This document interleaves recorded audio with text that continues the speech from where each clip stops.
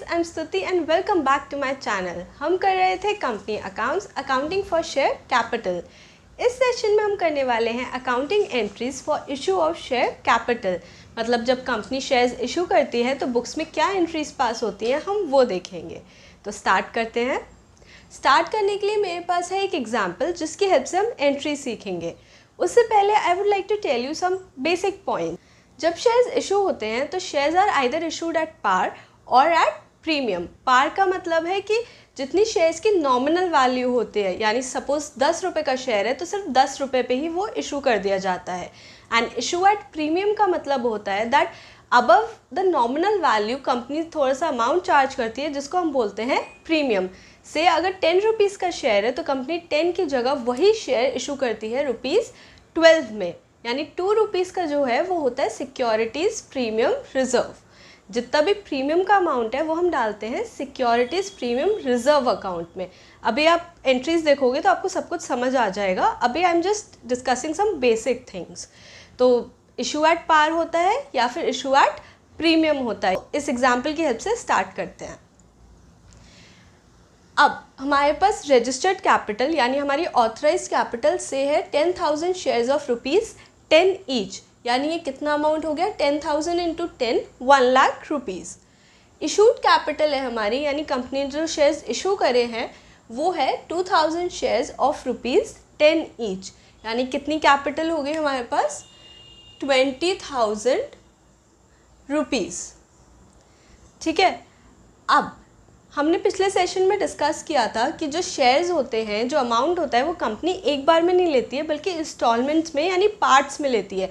थोड़ा amount application पे, then allotment पे एंड देन फर्दर कॉल्स पे। तो अभी क्या है, से एप्लीकेशन पे हमारे पास है 4 रुपीज़, अलॉटमेंट में कंपनी ने मांगे 3 rupees and first and final call यानी सिर्फ एक कॉल और ली और उस कॉल में मांगे 3 रुपीज़। तो अब ये इसी तरह से आपके पास ना क्वेश्चंस बन के आएंगे। जब आप अपनी जो भी आप बुक रेफर कर रहे हो उसमें क्वेश्चंस देखोगे तो वो इसी तरह से होंगे। मैंने थोड़ा सिंप्लीफाई करके लिखा है। बुक्स में यही क्वेश्चन को वर्ड्स में और एलैबोरेट करके that this is the company, it has that issued capital, ऐसे एलैबोरेट करके होगा। बेसिक जो जिस्ट होता है क्वेश्चंस का वो यही होता है। तो इसकी हेल्प से पहले मैं आपको बेसिक एंट्री समझा देती हूँ, उसके बाद हम जब क्वेश्चंस डिस्कस करेंगे तो आपको उससे भी आइडिया हो जाएगा। तो सबसे पहले आता है एप्लीकेशन। मैंने आपको बताया था प्रीवियस सेशन में कि एप्लीकेशन जो होता है वो शेयर्स इशू करने से पहले मिल जाता है, यानी शेयर कैपिटल अभी कंपनी ने इशू नहीं करी, लोग अप्लाई करते हैं that we want to subscribe to your shares, और उसके लिए वो एप्लीकेशन के साथ कुछ अमाउंट सबमिट करते हैं, यानी ये अमाउंट कंपनी के पास शेयर कैपिटल को इशू करने से पहले ही आ जाता है। तो जब सबसे पहले क्या एंट्री होगी, पैसे आने की, जब लोगों ने अप्लाई करा क्या एंट्री होगी हमारे पास, bank account debit to share application account, यानी हमारे पास लोगों ने अप्लाई करा और पैसे दे दिए। कितना अमाउंट आएगा 4 रुपीज़, और शेयर्स कितने इशू करे हैं 2,000। तो यहाँ पे अमाउंट आ जाएगा 2,000 into 4 rupees, that is 8,000 rupees. ठीक है। अभी मैं सबसे पहले सिर्फ पार की बात कर रही हूँ। यहाँ पे आप क्वेश्चन में देखोगे कि यहाँ पे कहीं पे भी प्रीमियम की बात नहीं करी गई है। तो अभी पहले मैं आपको पार की एंट्रीज बता रही हूँ कि जब नॉमिनल वैल्यू पे शेयर्स इशू करें, एंड इसको करने के बाद फिर हम प्रीमियम की एंट्रीज देखेंगे।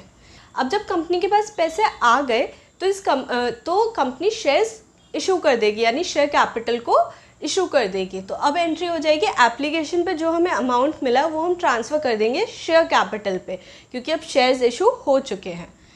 तो शेयर कैपिटल में डाल दिया। ये शेयर कैपिटल वही है जो आपकी बैलेंस शीट में दिखती है। इसी अकाउंट का जो फाइनल बैलेंस होता है वो आपकी बैलेंस शीट में रिफ्लेक्ट होगा। ये हो गई हमारी फर्स्ट एंट्री जो आप पास करोगे एप्लीकेशन की। अब चलते हैं अलॉटमेंट पे। अलॉटमेंट पे कितने रुपए मिले हमें 3 रुपीज़ मिले।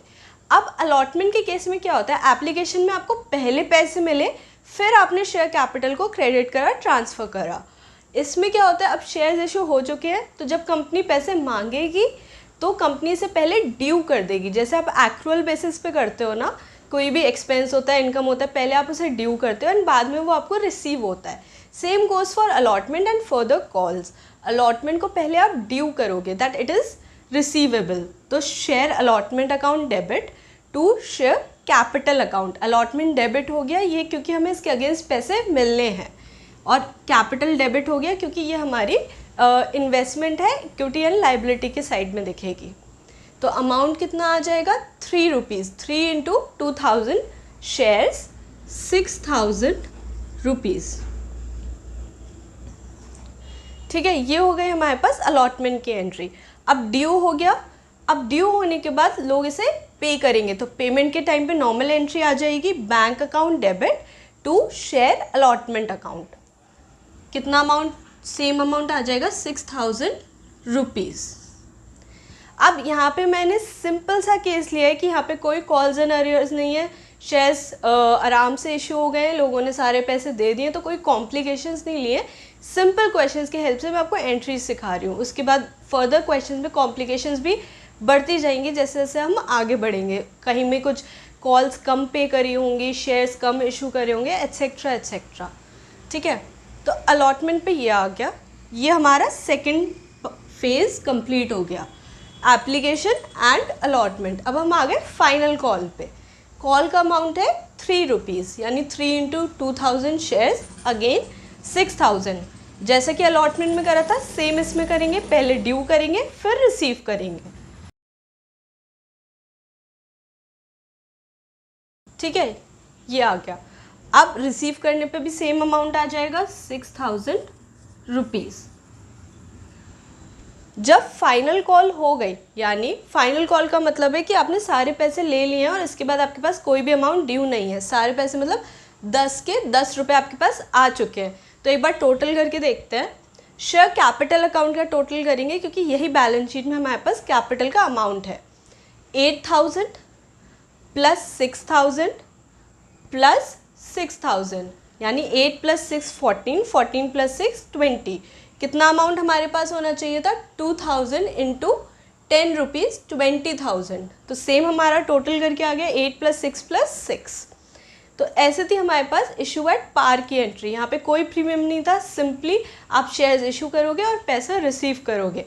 एप्लीकेशन के टाइम पे बस आपको पैसे पहले रिसीव होंगे क्योंकि अभी आपको पता ही नहीं कि कितने लोग सब्सक्राइब करेंगे, तो पहले वो पैसे देंगे, अप्लाई करेंगे एंड देन आप उसको कैपिटल में ट्रांसफ़र करोगे। इसको ज़्यादा लंबा ना करते हुए फटाफट से प्रीमियम की तरफ चलते हैं।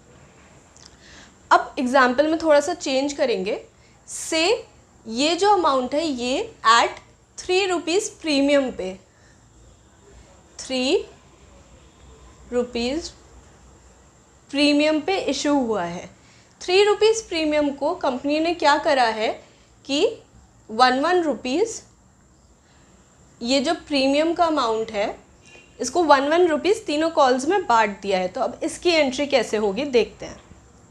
सेम देखो, कॉन्सेप्ट वही रहेगा। एप्लीकेशन पे पहले पैसे रिसीव होंगे तो bank account debit to application. अब अमाउंट कितना हो जाएगा 4 + 1 यानी 5 रुपीज़। टोटल अमाउंट 5 रुपीज़ हो जाएगा। तो 5 इंटू 2000 दैट इज 10,000 रुपीज़ आपको मिल जाएंगे। यही अमाउंट आप कैपिटल में ट्रांसफ़र कर दोगे 10,000। अब ये सारा जो एप्लीकेशन का अमाउंट है ये कैपिटल में ना जाके इसके साथ सिक्योरिटीज़ प्रीमियम रिजर्व में भी जाएगा। अभी मैंने आपको बताया था कि जो भी प्रीमियम अमाउंट होता है यानी जो भी नॉमिनल वैल्यू के एक्सेस अमाउंट होता है वो हम एक अलग सेपरेट अकाउंट में रखते हैं, securities premium reserve account. To securities premium reserve account. इसमें आ जाएगा हमारे पास 2000 रुपीज़। 2000 कैसे आया, 2000 शेयर्स इंटू ₹1 रुपीज़ का जो प्रीमियम था इंटू नंबर ऑफ शेयर्स 2000, और रिमेनिंग अमाउंट हमारा कहाँ आ गया कैपिटल में। तो 8000 रुपीज़ हमारे कैपिटल में आ गए।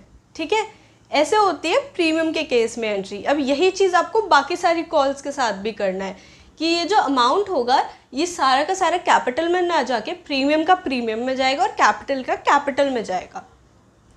नेक्स्ट एंट्री देखते हैं, अलॉटमेंट पे 3+1 यानी हमें टोटल 4 रुपीज़ मिले। तो बैंक में कितनी पहले ड्यू की एंट्री होती है इसमें। यहाँ पे हमारे पास 3 रुपीज़ हैं अलॉटमेंट के और 1 रुपी है प्रीमियम का, ठीक है।